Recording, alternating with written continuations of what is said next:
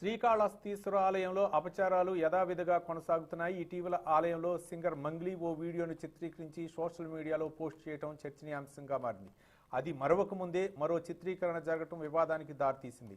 ఆలయంలో వీడియోల చిత్రీకరణ నిషేధం అమల్లో ఉన్నప్పటికీ చిత్రీకరణ కొనసాగింది. ఆలయ వీడియోల పరంపర సామాజిక మాధ్యమాల్లో విచ్చలవిడిగా ప్రత్యక్షమవుతున్నాయి.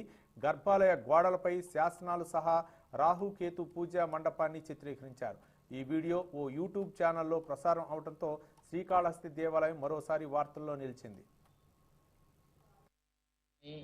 లేక వైష్ణవ సాంప్రదాయం కానీ లేక శాక్త సాంప్రదాయమైనటువంటిది కానీ ఏదైనా శాస్త్రంలో ముఖ్యమైనటువంటి సిద్ధాంతాలు మాత్రం ఒకటిగా ఇప్పుడు దగ్గర ఒక 5-6 నెలలుగా శ్రీకాళహస్తీశ్వర స్వామి దేవస్థానం ఇట్లాంటి విషయాలకు వివాదాస్పదంగా మారింది.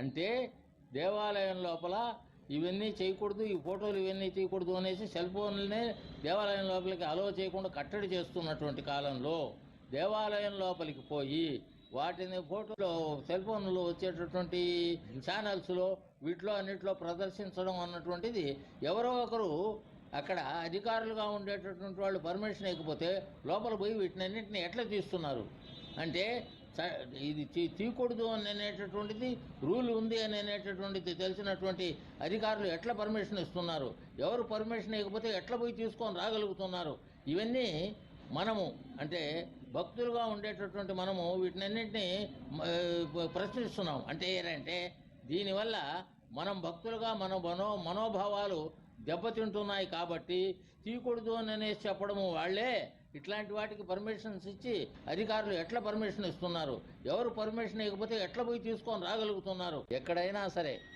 అది శైవ సాంప్రదాయం కానీ లేక వైష్ణవ